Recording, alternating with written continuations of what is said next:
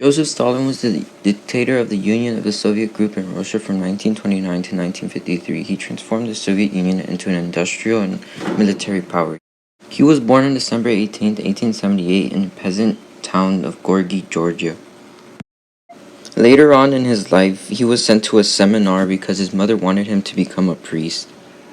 He did well in school, but later on he was kicked from the seminar because he couldn't pay for the tuition and because of his change in politics. After leaving the seminar, he joined an organization named the Russian Social Democratic Labor Party in 1901. It later split into a Menshevik and Bolshevik groups in 1903. Stalin went and joined the Bolsheviks, who were led by Vladimir Lenin. Stalin began robbing banks, kidnappings, and more evil acts just to fund the Bolsheviks. In 1912, Lenin, who was in exile in Switzerland, made Joseph Stalin serve on the first Central Committee of the Bolshevik Party, aka Communist Party. However, around a year later, he was arrested and exiled to Siberia. Later on, in 1917, the Bolshevik leader Lenin argued that the people should rise up and take control by seizing land from the rich and factories from the industrialists. It was a revolution, a Russian revolution. The Bolsheviks occupied government buildings, and in 1918 the Romanovs, the last imperial family to rule Russia, all got executed.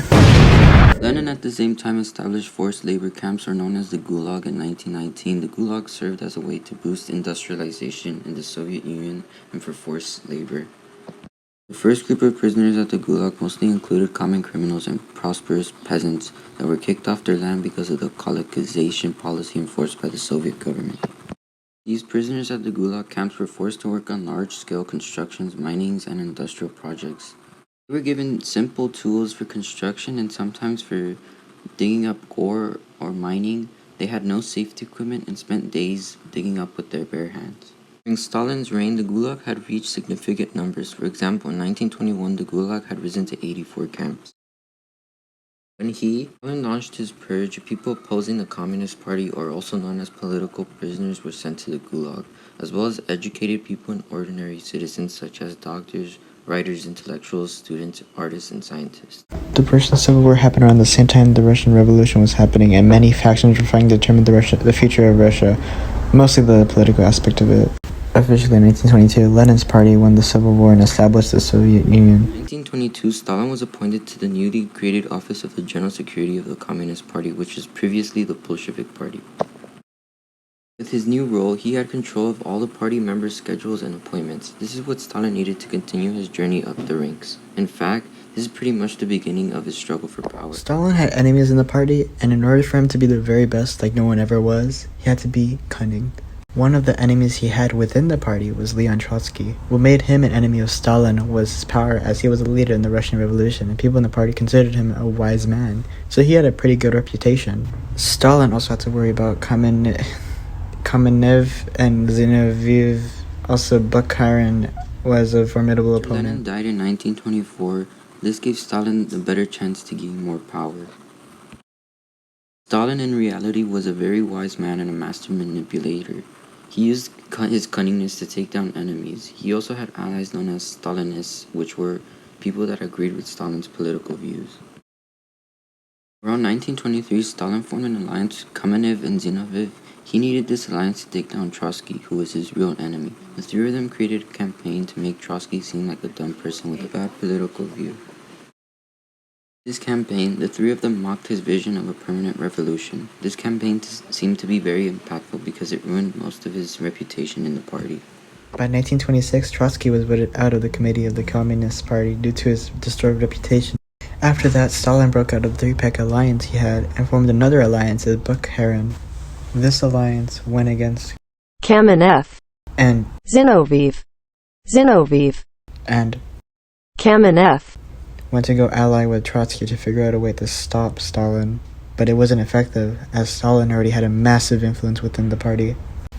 In 1927, Kamenev and Zinoviev were thrown out of the Bolshevik Party, and Trotsky was just completely thrown out of the Soviet Union. Stalin then broke the bond with Bukharin, and since he didn't need him anymore, kicked him out as well. So basically, Stalin uses enemies to defeat his enemies. Mans was playing chess while everyone else was playing Uno. Because of Stalin outsmarting his opponents and had a Stalinist on his side, by 1927 he had control over the Soviet Union and became the dictator. Stalin ruled by terror and would eliminate anyone who might oppose him. He expanded the powers of the secret police, encouraged citizens to spy on one another, and had millions of people killed or sent to the Gulag system. Stalin built the Soviet Union around himself. Culture and literature were written about him. Cities were renamed after him. Books were rewritten to give him a bigger role in the revolution. His name also became a part of the Soviet anthem. His government controlled all the media. Stalin would also erase people or things that were taken in pictures and use them for his personal gain. For some reason, this reminds me of something. In the very late 1920s, Stalin wanted to turn the Soviet Union into a very powerful nation, so he developed and implemented 5-year plans. The 5-year plans mainly focused on agricultural production and industrialization. However, during the second 5-year plan between 1933 and 1937, bad famines occurred, especially in Ukraine because of collectivization. This huge famine resulted in around 10 million deaths. In 1942, as Germans pushed their way towards Stalingrad in the early days of World War II, Stalin issued one of his most well-known and cold-blooded edicts, Order Number 277. It declared that lesser offending soldiers were sent to the front lines and guard units at the back of the line would keep cowards from retreating. It's unclear how many Soviet soldiers died by the hands of their fellow soldiers by Stalin's order. Order Number 277 established that each front must create one of the 3 penal battalions of up to 800 middle-ranking commanders and high-ranking commanders accused of disciplinary problems. At the start of World War II in 1939, Stalin launched an attack on Finland, sparked by a dispute over land. Joseph Stalin and Adolf Hitler made a deal known as the German-Soviet Non-Aggression Pact. Under this agreement, the two countries would not take part in any military action toward each other over the following 10 years. Though Germany broke the pact and decided to invade the Soviet Union in 1941, where they suffered many damages. In an effort for Germany to take control of the city of Stalingrad, they initiated a battle with the Soviet Union, called the Battle of Stalingrad, a city under the name of Joseph Stalin. Stalin attended the Yalta and Potsdam conferences between the Soviet Union, USA, and Britain. This is the conference that decided what would happen to Germany once Hitler was defeated at the end of World War II. Stalin also found out that the Allies didn't need the Soviet Union's help in defeating Japan, which was done through the use of the atom bomb. Stalin became more and more paranoid after his health began to decline and after an attempted assassination in the early 1950s. As his paranoia grew worse, he felt that he had to kill everyone around him because he didn't trust anyone, not even his most trusted employees, servants, and doctors that were looking after him. Stalin eventually died of a stroke on March 5th, 1953. The man who was responsible for an approximate 20 million deaths was buried and preserved at the Kremlin walls in the Stalin had an ideology that he implemented from 1927 to 1953 that was known as Stalinism, which was based on totalitarianism and pursuing communism. This ideology believed there could be socialism in one country.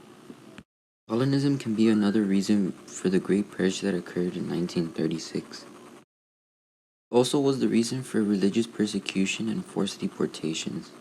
These deportations have an estimate between 1941 and 1949 that nearly 3.3 million were deported to Siberia and Central Asia. Stalinism died 3 years after Stalin's death because the new Soviet leader Nikita Khrushchev saw Stalinism as an unusual thing in the Soviet socialist government. Joseph Stalin was an important figure in history because he transformed Russia from a peasant society to a major industrial and military power society through dictatorship. Stalin was a key part in the defeat of Hitler and the Nazis. By making Russia so great, it also affected the lives of tens of millions of people by revolutions, camps, and wars. For example, his enforced collective farming led to a famine in the early 1930s, and it is believed that he killed at least 6 million people. Joseph Stalin was a dictator of the USSR and a mass murderer of an estimated 20 to 60 million people.